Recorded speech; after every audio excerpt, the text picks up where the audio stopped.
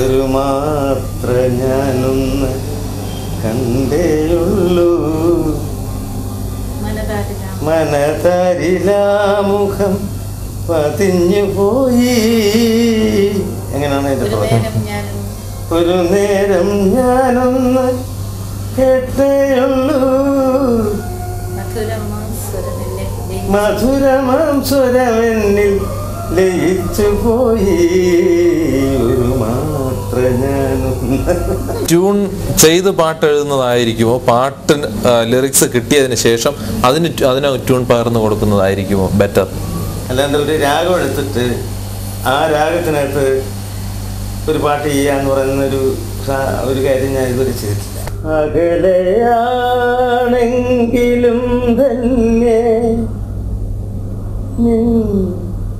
സ്വരം ഒരു തേങ്ങലായി എന്നിൽ ഓ മൃദുലേ ഹൃദയമുരളിയിലൊഴുകിവാ.